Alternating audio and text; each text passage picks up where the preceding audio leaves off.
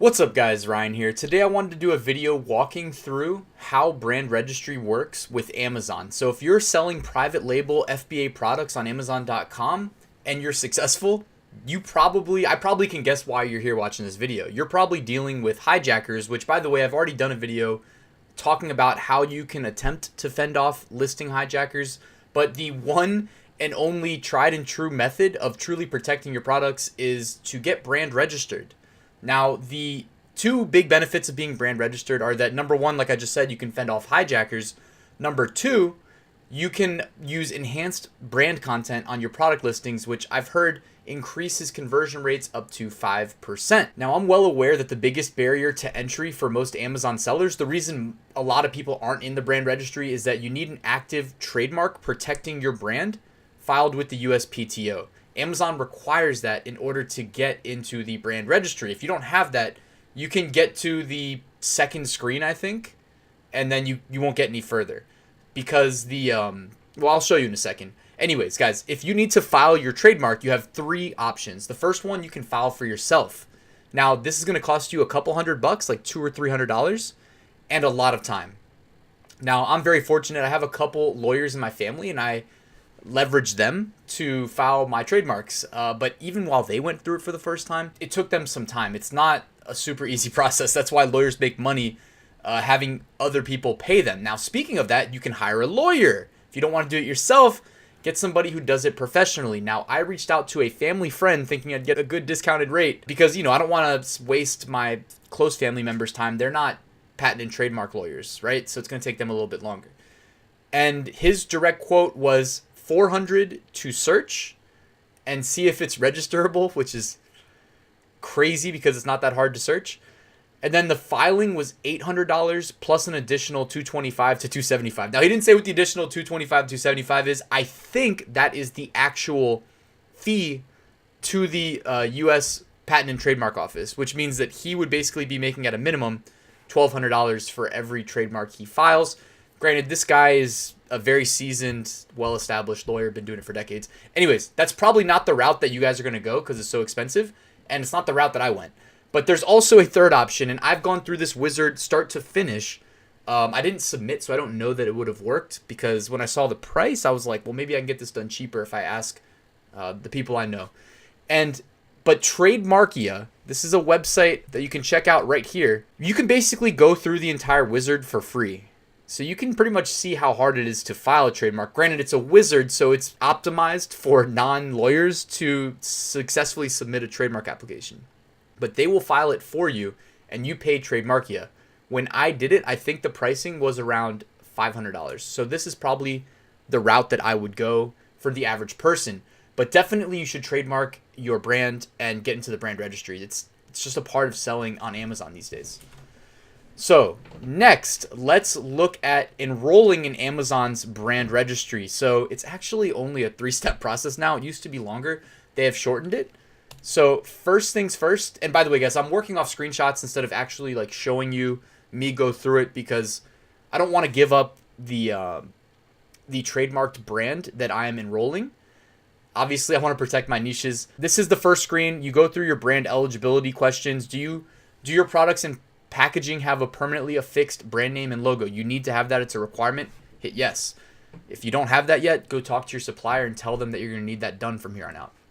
Do you intend to enroll more than 10 brands in the brand registry? If you hit yes, they're going to want you to reach out to them, I think, directly to work with you to kind of work around this wizard in a more streamlined fashion rather than go through this a bunch of times. Brand name to be registered. You'll want to put that in as it matches your record on the USPTO database, which I believe is just tmsearch.uspto.gov. So then you hit next. And now you need to provide the intellectual property information. So depending on what kind of trademark you filed, you'll see a check mark next to either word mark, design mark, or both. Now, at a minimum, you might have just a word mark. There's nothing wrong with that. When you think of the biggest brand or one of the biggest brands on Amazon, Anchor, I could be wrong. I don't know if they have a design mark, but I know they definitely use their brand name, Anchor, as a word trademark. So anyways, you select your trademark type. If you select design mark, you're going to need to upload the image that you have registered in the USPTO database.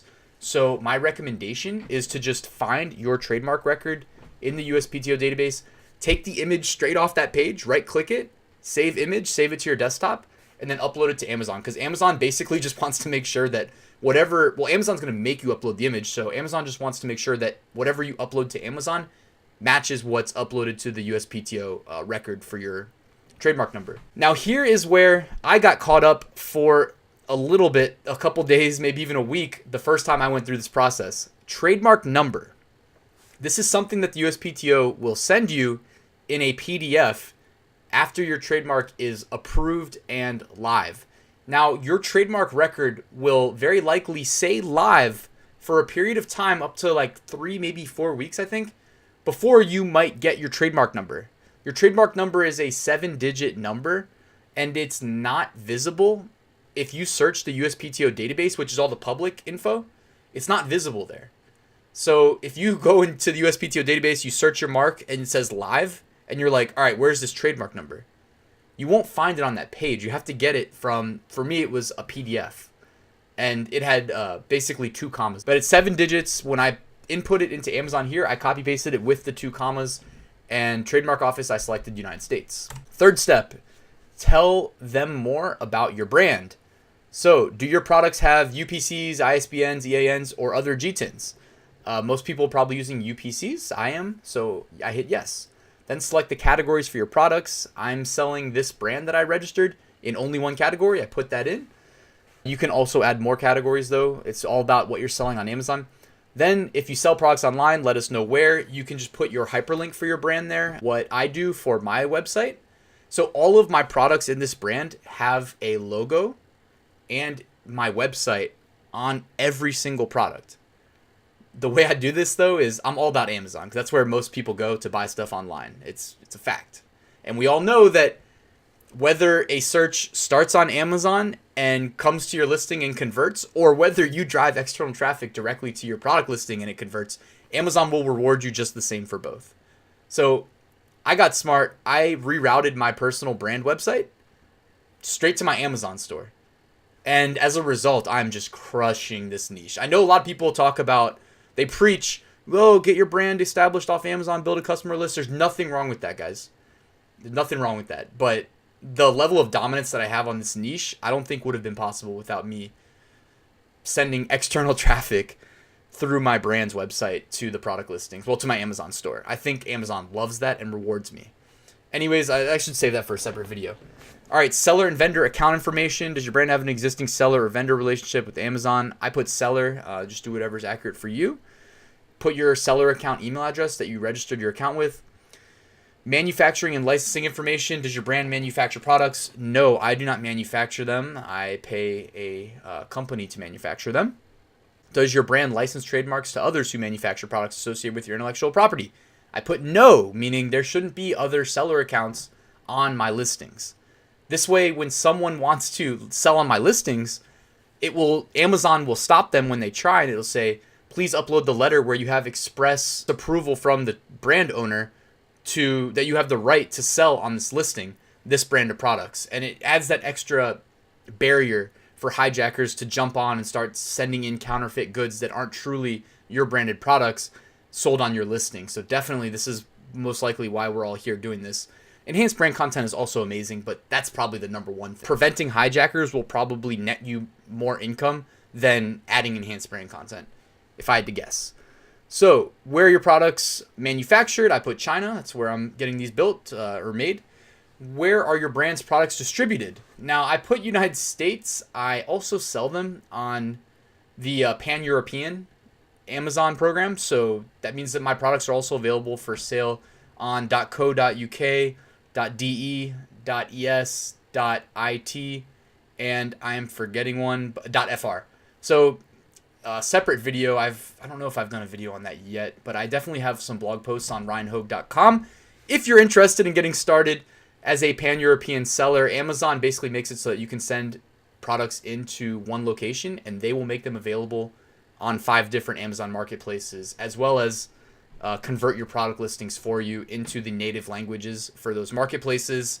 It's good stuff. However, I hate VAT because just the way that VAT works compared to what we're used to in America for how we pay taxes, it just sucks in my opinion. But anyways, I'm getting way off topic here. Guys, once you're done from this screen, that's it. The next thing is a thank you page, and they basically will just email you whenever they receive your application. It'll get reviewed by a human, and you'll get an email back from them looking something like this, telling you that the registered trademark correspondent should receive a verification code via email, and you move forward from there. Eventually, you will get approved. You can log in and you can add enhanced brand content. I'll do a separate video on that in the future, guys. But thank you for checking out this video. If you liked it, please hit that like button. Please subscribe if you want more videos about Amazon FBA, Amazon merch, and print on demand, because all three of these passive income models are complementary, and I use them to make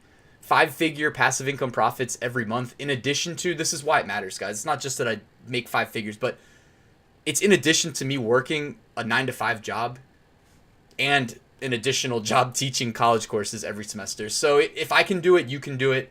Check out my channel. Please consider subscribing. If you have any feedback or questions, hit me up in the comments or in my private Facebook mastermind group, which you can find a link in the description. Thanks for checking out this video, guys. I'll see you at the next one.